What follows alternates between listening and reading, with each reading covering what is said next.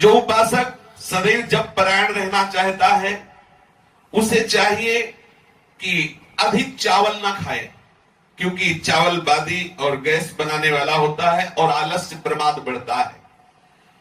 और मूंग की दाल, पतली रोटी या भिक्षा की रोटी या कोई सब्जी एक वक्त या 2 वक्त थोड़ा थोड़ा करके पाले। रात में दूध उतना ही गर्म पिए जितना सहज में पिया जाए। अधिक चाय जैसा गर्म पिएंगे तो ब्रह्मचर्य नाश का कारण बन जाएगा। मीठा और नमक अगर छोड़ दो तो बहुत अच्छा है, नहीं तो बहुत कम से कम पाओ। अगर आपको अजपा जाप निरंतर भजन करना है, चावल, खट्टा दही, खटाई, बहुत मात्रा में तेल, लाल मिर्च, मसाला, मूंगफली, गोभी, प्याज, लहसुन बिल्कुल नहीं पाना चाहिए। ये इसलिए वर्णन कर रहे हैं कि अगर आप मूंगफली पाओगे तो इसका परिणाम देखा गया है, ये कब्ज बनाती है, बहुत गर्म होती है, उपासक को बर्दाश्त नहीं हो पाएगा, उसके ब्रह्मचर्य को बर्दाश्त नहीं होगा। गोभी भी गैस्ट्रिक होती है। ये जितने पदार्थ लिखे हैं भजन में हानि करने वाले हैं। मांस आदि तो सर्वथा त्याज्य है, और प्याज लहसुन के लिए महापुरुषों से और शास्त्रों में लिखा पाया गया है कि जो प्याज लहसुन पाता है उसे अंत में प्रेत की योनि प्राप्त होती है। इसीलिए हमारे यहाँ खान पान में बहुत सावधानी का बर्ताव किया गया है। प्याज लहसुन आदि किसी भी तरह से हमारे उदर में नहीं जाना चाहिए। यदि आप भजन करना चाहते हैं तो भोजन के संबंध पर पहले विचार कर लीजिए, क्योंकि भोजन के रस से ही शरीर, प्राण और मन का निर्माण होता है। जो अशुद्ध भोजन करते हैं उनका शरीर अशुद्ध हो जाता है, उनके प्राण क्षोभ युक्त हो जाते हैं, चित्त में सदैव ग्लानि बनी रहती है। जिसमें ग्लानि होती है चित्त में, जो शरीर बोझा सा लग रहा है, प्रमाद छाया हुआ है, वो कैसे मंत्राकार वृत्ति कर सकता है। शुद्ध अन्न का भोजन करो। चित्त के मल का विक्षेप का निवारण केवल भोजन से ही हो जाएगा। आप केवल सात्विक, कम और शुद्ध भोजन करें। अगर सतोगुणी भोजन है, भूख से थोड़ा ज्यादा कर लिया जाए तो रजोगुण आ जाएगा। वही सतोगुणी भोजन यदि और ज्यादा कर लिया जाए तो तमोगुण बढ़ जाएगा। है सतोगुणी, लेकिन भूख से आप अधिक पाले तो रजोगुण, और अधिक पाले तो तमोगुण बढ़ जाएगा। सतोगुण भोजन भी तमोगुण बढ़ा देगा। अन्न का सबसे बड़ा दोष है अधर्म के द्वारा कमाया हुआ अन्न। अन्याय से, बेईमानी से, चोरी से, डकैती से, छल से जो धन कमाया जाता है, यदि वो अन्न कहीं साधक के शरीर में चला जाए तो मंत्र को बिल्कुल नहीं चलने देगा, रोक देगा। ये महापुरुषों के वचन है। जो हम गुरुमंत्र जपा जाप करना चाहते हैं, सतत जाप करना चाहते हैं, रोक देगा वो अन्न। आपको भजन में रुचि नहीं होगी। अन्न दोष महादोष है। चित्त शुद्ध का निर्माण करने के लिए हमें अन्न पर बहुत ध्यान देना चाहिए। जो लोग अन्य अन्य साधन तो संभालते रहते हैं लेकिन अन्न पर ध्यान नहीं करते, उनका साधन नहीं बनता है। अब हमें पता नहीं सामने वाला भंडारा गौ हत्या करके करवा रहा है कि किसी के मरने वाला करवा रहा है कि या किसी का संकल्पित करवा रहा है। वो दवाया 5 लाख दे दिए, संतों को पवाओ। संतों की बुद्धि क्या होगी, किस तरह का अन्न धन है, ये थोड़ा देखना चाहिए। अगर हमें पता ना हो कि किस उद्देश्य से भंडारा कराया जा रहा है, कौन करवा रहा है, तब तक नहीं पाना चाहिए। क्योंकि अगर वो वैष्णव नहीं है, वो किसी गलत आचरण से करके पवा रहा है, तो हमारी बुद्धि निश्चित गलत आचरण में हो जाएगी। निश्चित। ठाकुर जी के महल में जो भोग लगता है वो वही पचा सकता है जो रात दिन वहां सेवा करता है। नहीं तो थोड़ा किनका प्रसाद लेकर के विरक्त हो तो माधुकरी वृत्ति से जो भी प्राप्त हो ठाकुर को अर्पित करके पाओ। क्योंकि मधुकरी महाप्रसाद है, परम शुद्ध अन्न है, उसमें किसी का अधिकार नहीं। जब दरवाजे पे जाके राधेश्याम बोलते हैं, जो टुकड़ा मिलता परम पवित्र, और गृहस्थ अपने द्वारा कमाए हुए, सतधर्म के द्वारा कमाए हुए धन से अपना उदर पोषण करे। अगर ऐसा करेगा तो मंत्र सहज में स्फुरित होगा। अन्न दोष होने से भजन में मन नहीं लगता, किया हुआ भजन का जो अनुभव वो भी छूटने लगता है। तमोगुण की वृद्धि हो जाती है। अधिकांश फिर साधक आलस्य और प्रमाद में पड़ करके गंदी क्रियाएं करने लगता है। देख लो, ये महापुरुषों के वचन है। यदि आपका आहार शुद्ध नहीं होगा तो प्रमाद, आलस्य और गंदे आचरणों में रति हो जाएगी। उसके चित्त का मल दूर होना तो दूर रहा, और मल बढ़ने लगता है।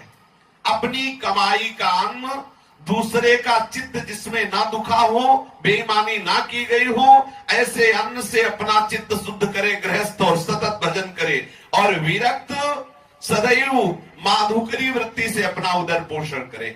वैष्णव जनों से, ब्रजवासियों से अन्न लेकर के, आवश्यकता की सामग्री लेकर अपनी साधना में मगन रहे।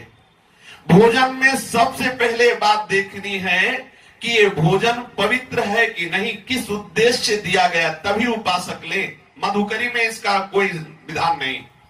पूर्वज जो हमारे गुरुजन हुए हैं, माधुकरी वृत्ति में अगर कोई 4 रोटी और ढेर सारी सब्जी दाल और ये सब दे तो नहीं लेते थे, या तो आधी रोटी। हमारे गुरुदेव भगवान ने बताया कि वैसे उत्तम है 4 रोटी का 1 टुकड़ा, अगर ऐसा नहीं तो आधी रोटी, अगर ऐसा भी ना हो तो 1 रोटी।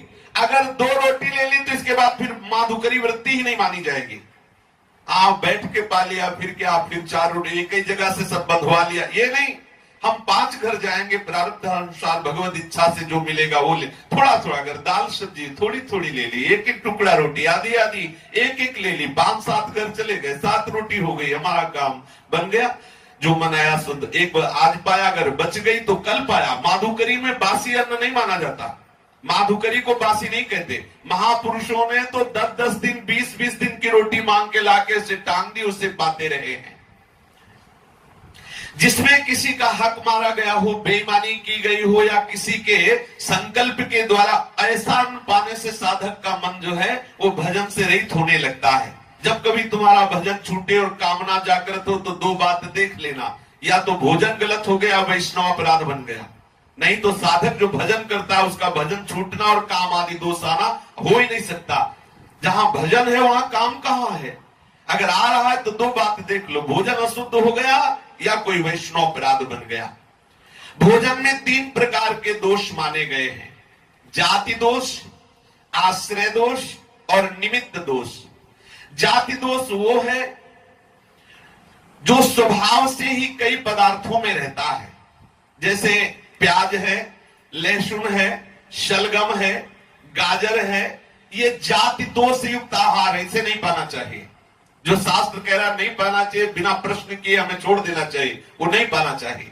प्याज, लहसुन, शलगम और गाजर ये जाति दोष पदार्थ है, इसे पाने से बुद्धि भ्रष्ट हो जाती है। देखो अभी पीछे निकला था कि जो प्याज लहसुन पाते हैं उनको मरने के बाद जो है वो प्रेत योनि की प्राप्ति होती। प्राय हर संप्रदाय में निषेध, हमें तो नहीं लगता किसी वैष्णव उपासना में या किसी उपासना में। अगर प्याज लहसुन का तो कहीं हमने नहीं देखा। आदि गुरु भगवान शंकराचार्य की उपासना में पहले ही बोल देते हैं, तुम्हारे यहाँ अगर भिक्षा में प्याज लहसुन हो तो हमें मत देना। हमने देखा है प्याज लहसुन गाजर ये जो निषेध है, शलगम आदि, ये हमें नहीं पाना चाहिए, क्योंकि ये भजन विरोधी पदार्थ है। स्थान के कारण बहुत सी वस्तुएं अपवित्र हो जाती है। जैसे दूध है, शराबी के घर का हो तो नहीं पीना चाहिए, अब यहां तो मिलेगा ही नहीं क्योंकि सबके घर में शराब चलती है। जहां शराब की रसोई से वो दूध अगर ले गाय का भी तो अपवित्र हो जाता है, ये स्थान दोष से दूषित हो गया। मान लो शराब की बोतल वही रखी, वही गाय का दुहा हुआ दूध रखा है, इतनी अपवित्र है शराब की, वो दूध उपासक के पीने लायक नहीं रह गया। फिर सोचो जो शराब पीते उनका हृदय कितना पवित्र होगा। और कहते हैं कि अरे क्या है, वो तो ड्रिंक करते हैं, यहाँ ड्रिंक करो ये, और वहां यमराज तुम्हें ड्रिंक करवाएंगे। जलता हुआ खोलता हुआ लोहा, भागवत में लिखा है, खोलता हुआ लोहा जबरदस्ती उसको पिलाया जाता है। लो गए थे भजन करने, जिह्वा से नाम जप नहीं किया, दूसरों का मांस खाया, शराब पी तो भोगो। अपवित्र हो जाता है वस्तु स्थान से। जैसे जिस रसोई में कभी मांस बना हो तो वहां का भोजन नहीं लेना चाहिए, क्योंकि वो रसोई भ्रष्ट हो गई, वो रसोई हमारे भोजन के योग्य नहीं है। बहुत समय धीरे धीरे गलत आता जा रहा है। कहां मधुकरी मांगे, जो शराब ना पीता हो, जो मांस न खाता हो, जो ऐसे आचरण ना करता हो, उसके यहाँ अन्न लेने से हृदय बड़ा पवित्र होता है। अब प्रायः धीरे धीरे ये सब दोष आगे बढ़ते जा रहे हैं। और आश्रय दोष, जैसे जिसके घरों में कुत्ता है उसके घर से जो भोजन सामग्री, वो तो कुत्ता को ऐसे प्यार करते हैं जैसे गाय के बछड़े को प्यार किया जाता है। प्यार करना कोई दोष नहीं, भगवान सबके अंदर वास करते हैं, लेकिन शास्त्र मर्यादा है। यदि रसोई में भोजन बन रहा और वहां कुत्ता चला गया तो भोजन ठाकुर के भोग योग्य नहीं रह गया, वो ठाकुर का भोग नहीं लगेगा, वो भिक्षा देने योग्य नहीं रह गया उपासकों को। अब यहाँ तो वही खंबे में लघु शंका कर रहा है, वही बगल में रसोई है, वही चाट रहा, कैसी है पवित्र। यही है कलयुग भगवान का। घर घर पे कुत्ता को द्वारपाल बताया गया है, दरवाजे के बाहर उसे भोजन दे दो, दरवाजे के बाहर उसकी व्यवस्था कर दो। जरूरी थोड़ी ठाकुर सेवा की जगह रसोई में और घर में सब जगह लेते उसे घूमो। एक मर्यादा है, शास्त्र मर्यादा है, पर वो भगवान कलयुग का प्रभाव है कि जो दरवाजे के बाहर वो दरवाजे के अंदर, जो दरवाजे के अंदर उनको दरवाजे के बाहर कर दिया गया। ये कलयुग का प्रभाव है। साधक को इन तीन दोषों का विचार करके ही भोजन करना चाहिए। अगर बहुत उसके घर में कुत्ते आदि ऐसा शराब पीना, मांस खाना आदि है, तो भले कोई हो, हमें उसके घर भिक्षा नहीं लेनी चाहिए, जानकारी कर लेनी चाहिए, फिर माधुकरी लेनी चाहिए। गौ का दूध और गाय का घी, सफेद तिल, मूंग की दाल, कंद, केला, आम, नारियल, आंवला और धान, जौ, जीरा, नारंगी, ये हविष्यान्न माने गए हैं। अगर इस अन्न का बना हुआ भोजन हो, इतने अन्न का, उनमें से आप लेकर पाए तो कुछ ही दिनों में अभ्यास करने पर आपका आजोपाजाप चलने लगेगा। भोजन का बहुत बड़ा प्रभाव है।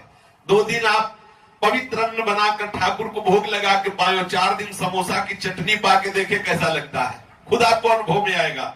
जब आपका अंतःकरण पवित्र तो आपको लगता है अरे कुछ नहीं होता, आप क्या जानो होता है नहीं। जिस पद्धति से कहे वैसे रहो, फिर पाके बताओ, तब आपको पता चलेगा कैसा प्रभाव है दूषित अन्न का। कभी भी बिना औषधि के शहद का प्रयोग उपासक ना करें। शहद का प्रयोग केवल आयुर्वेदिक औषधि के लिए है। आप औषधि ले रहे हो तो शहद अनुपात से ले सकते हो, क्योंकि शहद मक्खियों का संग्रह किया हुआ आहार उनसे छीना जाता है। अगर आप केवल स्वाद दृष्टि से लेते हैं तो आपकी बुद्धि भ्रष्ट हो जाएगी, भजन में मन नहीं लगेगा। शहद औषधि के लिए केवल स्वीकार करने की बात कही गई है। और ये जो नमक है बहुत मात्रा में साधक ना ले। पान बिना भगवद अर्पित किए हुए अगर पान है तो उपासक को नहीं पाना चाहिए। गाजर नहीं पानी चाहिए, मसूर की दाल नहीं पानी चाहिए, कोदो नहीं